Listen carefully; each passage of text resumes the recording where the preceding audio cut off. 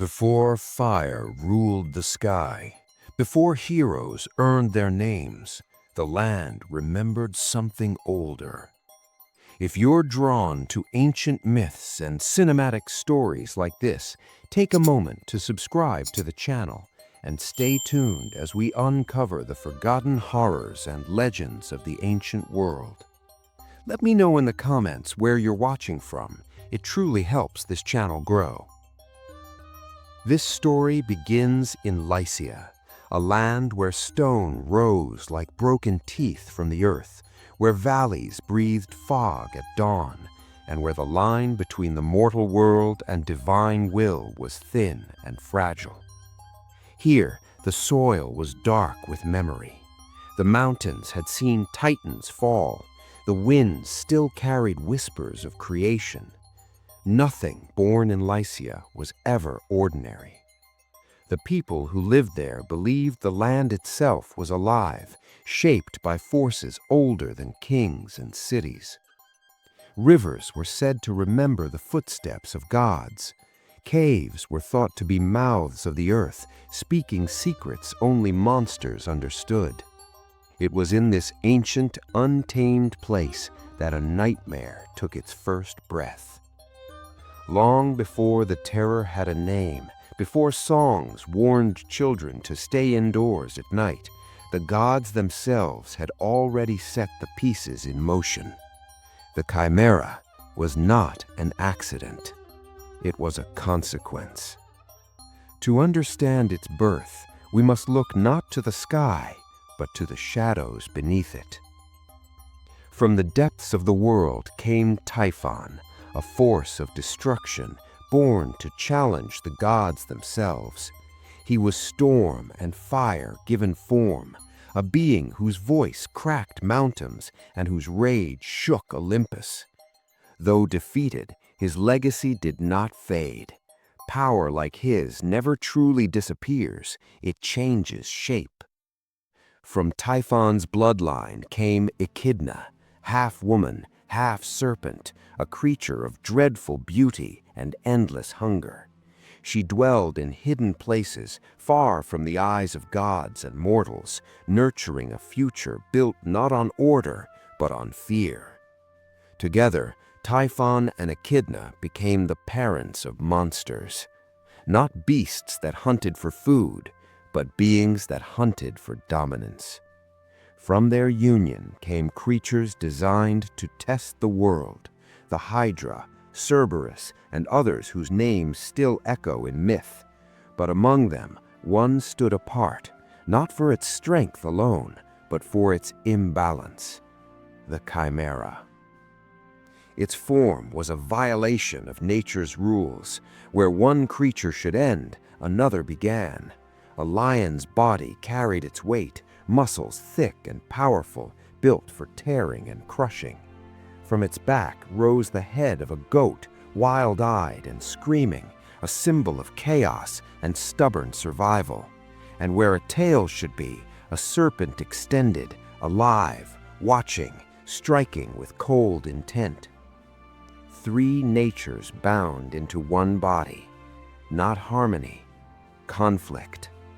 Yet the most feared aspect of the Chimera was not its claws, its fangs, or its venom. It was the fire. The breath of flame did not come from training or chance. It was inherited. A fragment of Typhon's fury lived inside the creature's chest, waiting to escape. When the Chimera exhaled, the air itself recoiled. Stone blackened, trees vanished, the earth screamed. This was not fire meant to warm or forge. It was fire meant to erase. The gods did not intervene. Some say they watched with distant curiosity. Others believe the Chimera was allowed to exist as a reminder that even divine order could fracture, that balance was never guaranteed. The creature was released into Lycia, not guided, not restrained, and the land felt its arrival. Animals fled long before it was seen. Birds abandoned the skies. Wells dried. Crops failed. The mountains echoed with roars that did not belong to any single throat. The Chimera learned quickly. It learned that fear traveled faster than fire. With each step, it carved its legend into the soil. The lion's strength crushed stone paths into dust. The serpent tasted the air, sensing movement, vulnerability. The goat screamed not in pain, but in defiance, a cry that carried across valleys and into the hearts of those who heard it. The creature did not hunt like a beast. It claimed territory. Villages at the edges of Lycia began to disappear, not at all once, but piece by piece. First the livestock, then the fields, then the roads. Smoke became a permanent mark on the horizon. And still, the Chimera grew. Its fire grew hotter, its movements more confident. Each destruction fed the monster's certainty that nothing could oppose it. This was the design, a creature born not to survive, but to dominate. People whispered prayers to gods who did not answer. They told stories to explain what they could not fight. Some claimed the Chimera was punishment. Others believed it was a test. Most simply hoped it would never turn its gaze toward them. Hope in Lycia was already burning away. The Chimera did not know mercy because it had never been taught it. Its existence was conflict made flesh. Three instincts pulling in different directions, united only by destruction. Where it walked, the future ended. And yet, this was only the beginning. The land had not yet seen the full measure of what had been unleashed. The gods had not finished weaving fate. Somewhere beyond the smoke and ruin, threads were tightening, drawing hunter and monster toward an inevitable collision. But that story comes later. For now, remember this moment. Remember the birth of the Chimera. A monster forged by the gods, a warning written in fire, and a shadow stretching across the world, waiting for someone brave or desperate enough to challenge it. Fire does not announce itself gently.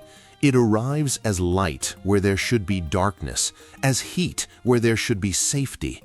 In Lycia, the first warning came not from screams, but from the sky itself, stained red as if the stars were bleeding. The Chimera had begun its march. Villages slept beneath wooden roofs and quiet prayers, unaware that fate was already moving through the valleys. Then the ground trembled, dogs howled, birds tore from their nests, and over the ridgeline came a sound no one had ever heard before, a roar layered upon a scream, heavy with breath and flame. The first fire fell like rain. Homes ignited in moments, dry timber caught instantly, flames racing across rooftops faster than people could run. Shadows leapt across walls as families stumbled into the streets, clutching children, calling names swallowed by noise and smoke. This was not a raid, this was an erasure. The Chimera descended without hesitation, its lion's body smashed through stone fences as if they were twigs. Each step crushed carts, tools, livelihoods built over generations. The goat's head screamed wildly, its voice echoing off walls, sowing panic before the fire even reached the ground. And then came the breath. Flame poured from the creature's jaws in a wide, rolling wave, swallowing doors, wells, and storehouses. The air itself burned. The night turned brighter than day, and the ground cracked under the heat. Those who ran did not look back. Those who looked back never forgot what they saw. The serpent tail struck without warning, snapping at fleeing figures, clearing paths through crowds like a living whip. The Chimera did not chase individuals. It destroyed everything around them, collapsing escape into confusion. Panic spread faster than the fire. People trampled one another in desperation, abandoning homes, abandoning memory, abandoning the dead. Bells rang not to warn, but to mourn. The roads leading out of the villages became rivers of terrified movement, lit from behind by the glow of loss. And still the Chimera advanced. By dawn, nothing remained but smoke and silence. Ash fell like snow across fields that had fed the kingdom for centuries. Wells boiled dry, orchards smoldered, livestock lay scattered, not untouched from mercy, but from indifference. The creature stood at the edge of the ruin, unchallenged. Then it lifted its head and moved on. This was how Lycia learned the truth. The Chimera was not bound to one place, it claimed the land itself. Some swore they saw it leap from cliffs, carried by heat and force, crossing valleys in moments. Others said the fire beneath its breath lifted it, allowing it to dominate not just roads and fields, but the sky above them. Whether myth or terror-born exaggeration, one fact remained: nowhere was safe. Caravans vanished along mountain passes, watchtowers went silent, messengers rode through the kingdom with scorched armor and broken voices, spreading news faster than any flame could travel. The Chimera was coming. Cities closed their gates, soldiers lined walls with shields that shook in their hands, priests offered prayers that echoed unanswered, kings listened to reports that grew worse with every retelling. The creature did not tire, it did not slow, it did not retreat. Each victory made it bolder, more precise, more destructive. It learned the patterns of human life, where people gathered, where they hid, where fear made them hesitate, and it exploited every weakness.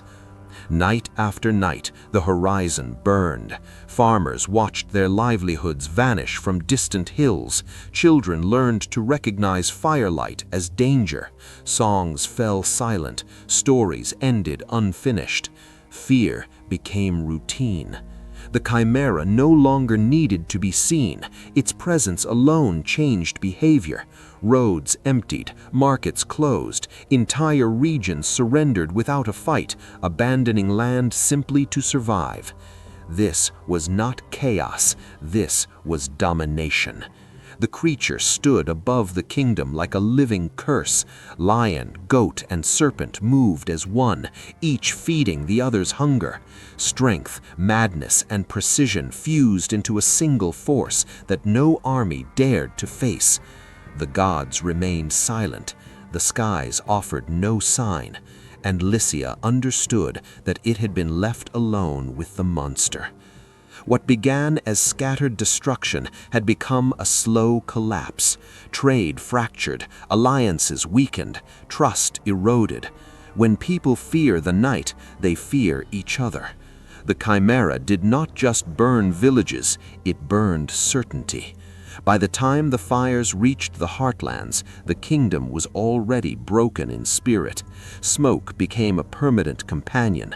The smell of ash clung to everything. Even the wind seemed afraid to linger. Yet the Chimera continued onward, its shadow stretching longer with every mile, its legend growing larger with every ruin. This was only the beginning of its reign.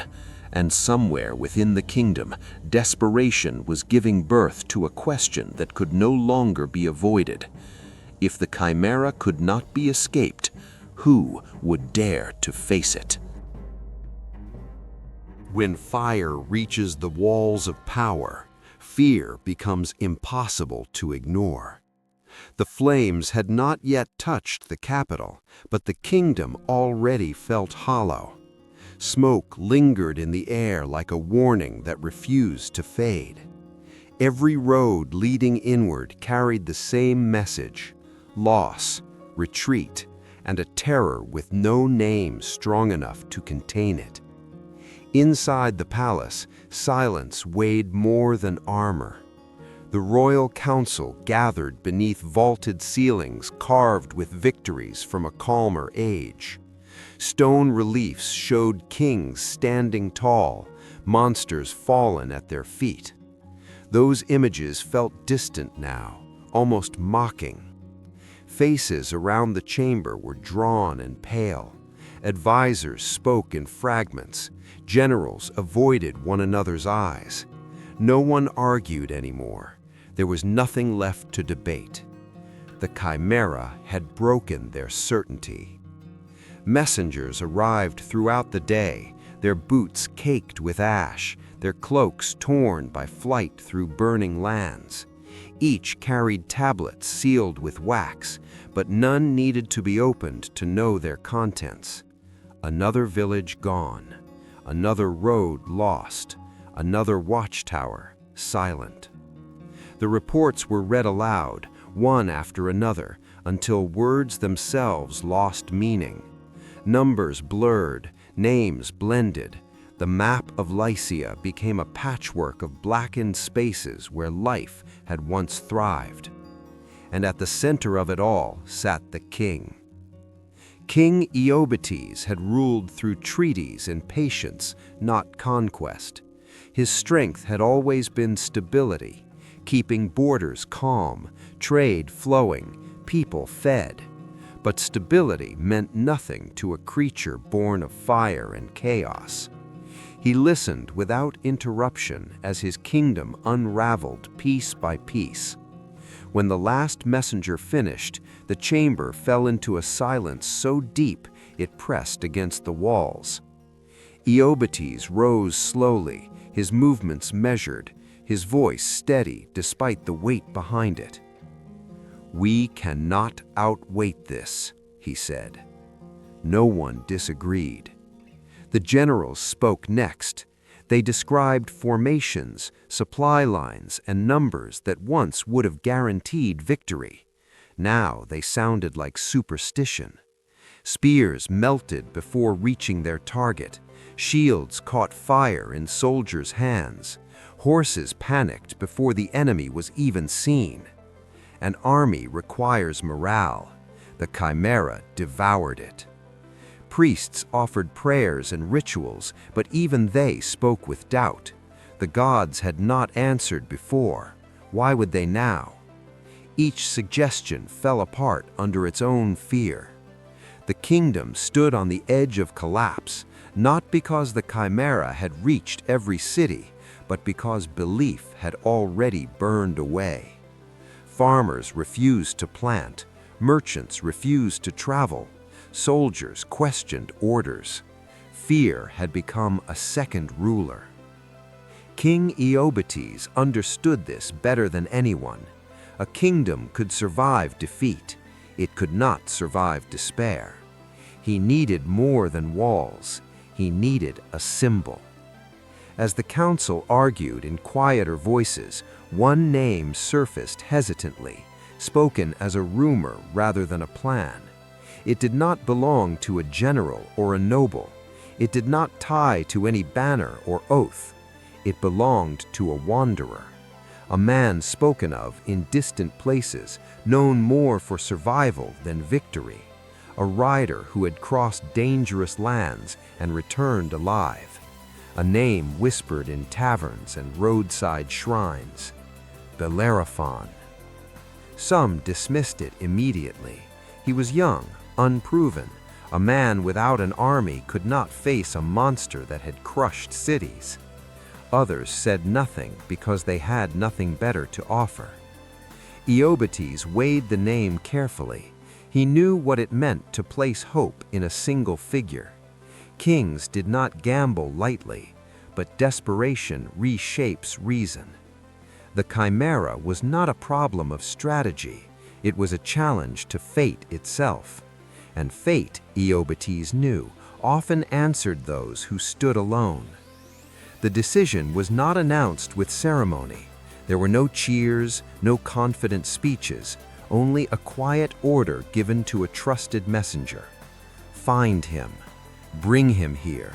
Tell him what waits beyond the smoke. As the council dispersed, the palace felt emptier than before.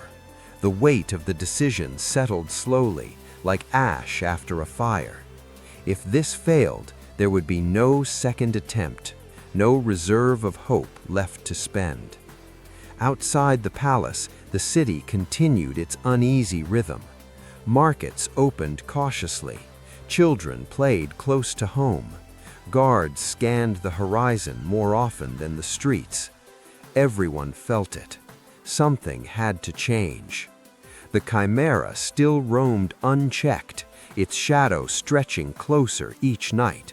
But now, for the first time since the fires began, the kingdom's fear had direction, not towards flight, but towards confrontation.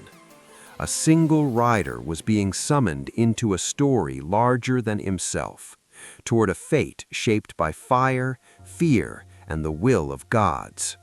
The kingdom stood on the brink, and the next choice would decide whether Lycia endured or vanished into smoke.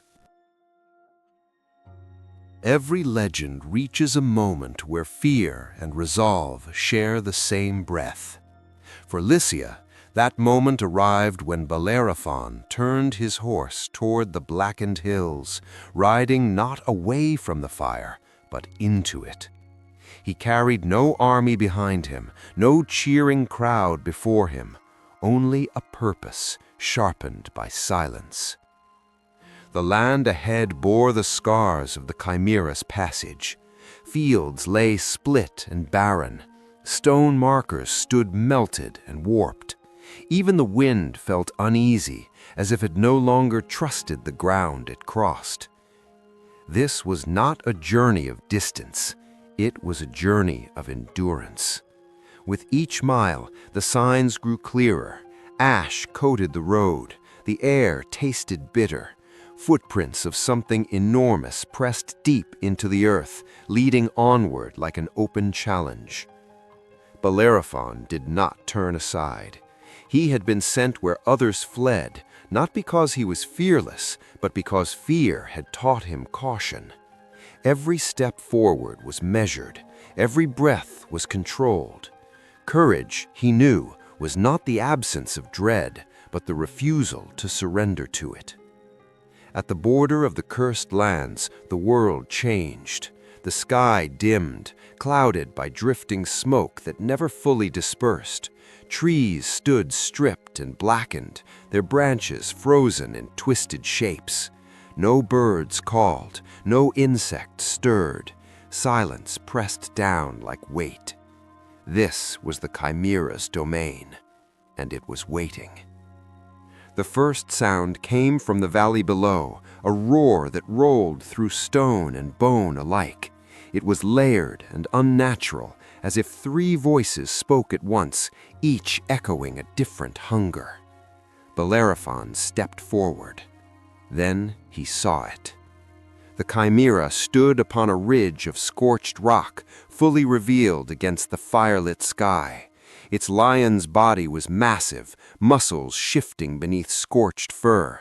The goat's head twisted upward, eyes wild, its cry cutting through the air like a blade. Behind it, the serpent tail coiled and struck at the ground, impatient, aware. Fire flickered between its jaws, pulsing with every breath. This was not a creature to be chased. It was a force to be faced. For a moment, neither moved. Hunter and horror studied one another, bound by the stillness before impact. The Chimera lowered its head, fire spilling onto the stone in glowing rivulets. The ground hissed and cracked. Bellerophon felt the weight of the moment settle into his chest. This was where stories ended or began. The Chimera struck first. It charged with a speed that defied its size, claws tearing through stone as it closed the distance. Flame burst forward, a sweeping wave meant to force retreat, to burn hesitation into surrender. Bellerophon moved. He rolled aside as heat tore past him, the air roaring with force. The fire did not merely burn, it consumed space, leaving nothing untouched. He rose, already repositioning, eyes never leaving the creature. The serpent tail snapped toward him, fast and precise. He dodged again, feeling the wind of its strike pass inches away. This was not a single enemy, it was 3 minds attacking as one. The Chimera circled, testing, adapting. The goat screamed, the lion prowled, the serpent watched. Each movement was calculated, designed to corner and overwhelm. Bellerophon pressed forward despite it. He could not win by retreat. Every step back meant more ground surrendered, more time for fire to rule unchecked. He advanced into the heat. The clash shook the valley. Flame and steel met with a sound like thunder trapped underground. Bellerophon moved with precision born of necessity, striking where he could, avoiding what he must. The Chimera responded with fury. Fire erupted again, brighter, wider, forcing the earth itself to glow. The serpent struck in tandem, the lion lunged, all 3 closing in. It was relentless, overwhelming, and yet Bellerophon held. In that chaos, something shifted. The Chimera was powerful, but power bred certainty. It expected fear to break its enemies. It expected retreat. It did not expect resistance. Bellerophon saw it then, not weakness, but rhythm, a pattern in how the beast moved, how fire preceded the charge, how the serpent struck before the lion committed. Knowledge sharpened resolve. The battle surged toward its breaking point, every movement drawing them closer to a decisive moment. The valley echoed with impact, heat, and force beyond mortal scale. Neither could withdraw now. The hunter had found his prey. The beast had found its challenger. And as flame rose higher and the ground cracked beneath them, the story of Lycia held its breath. Because the next strike would not merely decide a battle, it would decide the fate of a kingdom. The smoke lingered long after the fire had ceased. The air carried a bitter tang of ash, of soil scorched and life extinguished. Lycia had survived the Chimera, but survival was only the beginning of understanding its cost. The battlefield was quiet now, yet every stone, every twisted tree bore witness to chaos that no song could fully capture. Charred fragments of villages lay scattered across the landscape. Roads were nothing more than blackened scars. The land itself seemed to mourn. Those who had fled into hills, caves, and forests now crept back cautiously, eyes scanning for threats that were no longer present, but whose memory burned brighter than any fire. Farmers returned to scorched fields. Merchants stepped onto empty roads. Children emerged from hiding, blinking in the harsh morning light. Yet no one spoke of relief first. They spoke of loss. Families counted themselves. Friends searched for friends. Soldiers checked ranks, noting those who would never return. The Chimera's presence had been brief in its final confrontation, yet the imprint it left on the kingdom was eternal. Every ruin told a story, every fallen home a reminder. No triumph comes without sacrifice. Bellerophon, the hero who had faced the creature alone, stood atop a ridge overlooking the valley. His armor was scorched, his body bruised, yet his eyes held clarity. He had confronted terror incarnate and survived, but he understood better than anyone that victory was not measured by survival alone. The Chimera's end was as sudden as its reign had been merciless. One final strike, a calculated maneuver born of courage, cunning, and timing, had brought the beast down. Its roar, layered and dreadful, faded into the smoke and silence. The lion's body stilled, the goat's head fell quiet, the serpent's tail uncoiled for the last time. And then there was nothing but the wind. The kingdom's people began to emerge, hesitantly at first. Eyes wide, hands trembling, they stepped over remnants of what had been. Survivors embraced, voices shaky and low, recounting tales of what they had witnessed. Some spoke of courage, some of despair. All carried scars, some visible, others forever etched in memory. The Chimera's terror had ended. Its story had just begun. Bellerophon did not linger. He understood that heroes are remembered, but the world they save bears the weight of their deeds far longer than any crown or song. He rode through the valleys, observing, reflecting, ensuring that the land and its people would stand again. Legends began that day, not of a man alone, but of a balance between courage and consequence. Every village would recount the tale differently, emphasizing parts that spoke to their experience. Some remembered the roar, some the fire, some the figure that faced the beast when no one else dared. The Chimera became more than a creature. It became myth, a warning etched into history. Its legacy was not merely fear, but a measure of humanity's endurance in the face of impossibility. Fields were replanted, walls rebuilt, and streets cleared of debris. Markets reopened cautiously. Songs returned, albeit slower and quieter at first, as if the melody itself had to acknowledge the scars of the past. People told stories to children, stories of horror and heroism intertwined. The Chimera became the shadow that reminded them of both the cost of complacency and the strength of bravery. Even as the years passed, the tale endured. Travelers carried it across mountains and rivers. Bards recited it in distant courts. Scholars recorded its events with care, ensuring the memory of destruction and triumph would not fade. The kingdom had survived, but nothing was truly unchanged. Lycia had learned the value of vigilance, the importance of unity, and the power of courage tempered by wisdom. The Chimera was gone, but its lessons remained.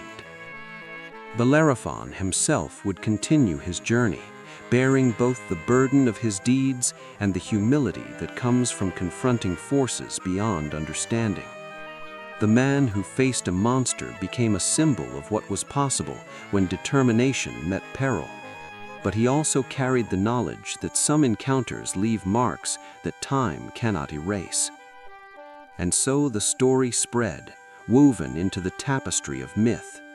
Generations would remember not only the beast, but also the choice to confront it, the lives lost, the lives saved, and the fragile hope that persisted despite the ashes. Every recounting reminded the world that monsters may rise, but courage, real, measured human courage, can leave a legacy that outlives even fire. In the quiet of the rebuilt villages, in the whisper of the winds over the valleys, and in the stories told by firelight, the Chimera lived on, not as a presence, but as a lesson. Its shadow shaped heroes, its memory shaped kings, its legend shaped the very heart of Lycia. The Chimera may have fallen, but myth endures. It teaches that fear can be faced, that devastation can be survived, and that every act of bravery carries weight far beyond the moment it occurs. It is in this balance between destruction and hope that legends are born. And if you want to follow more stories from the ancient world, tales of monsters, heroes, and kingdoms that have shaped our myths, make sure to join our community.